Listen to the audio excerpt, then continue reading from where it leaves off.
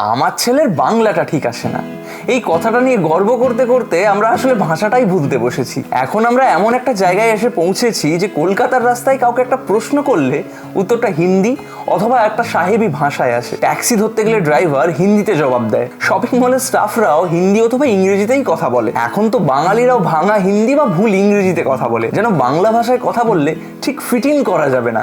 নিজের শহরে নিজের ভাষাটাই বড় বেমানান লাগে আজকাল। আসলে ছোটবেলা থেকেই শেখানো হয়েছে হিন্দি বা ইংরেজি জানলে তুমি স্মার্ট, আর বাংলা ভাষাটা একটু পুরনো, অপ্রয়োজনীয়, আর কাজে লাগে না। কিন্তু ভাষা তো কেবলমাত্র মুখের কথা নয়, এটা আমাদের পরিচিতি এবং সংস্কৃতির একটা বড় অংশ। এইটুকু হারিয়ে ফেললে তো আমরা নিজেরাই ফিকে হয়ে যাব। 21শে ফেব্রুয়ারির দিন ফেসবুক এবং ইনস্টাগ্রাম ভরে যাবে বাংলা ভাষার গৌরব নিয়ে পোস্টে, অথচ আমরাই ভুলে যাব যে বাংলা মাধ্যম স্কুলগুলো প্রায় বন্ধের মুখে। আমরা গান গেয়ে গর্ব করে বলবো আমি বাংলায় গান গাই, কিন্তু সেই গর্বের মানে কি যদি নিজের শহরে বাংলা বললেই আনস্মার্টের ট্যাগ পাওয়া যায়? একটা ভাষা তখনই মরে যায় যখন তার আপন মানুষরাই তাকে অপ্রয়োজনীয় ভাবে। তাই হিন্দি বা ইংরেজি শেখো, নিশ্চয়ই শেখো, তা বলে নিজের মায়ের ভাষাকে লজ্জার বানিও না। কারণ যে ভাষায় তোমার প্রথম মা ডাক, সেই ভাষা কখনো আনস্মার্ট হতে পারে না।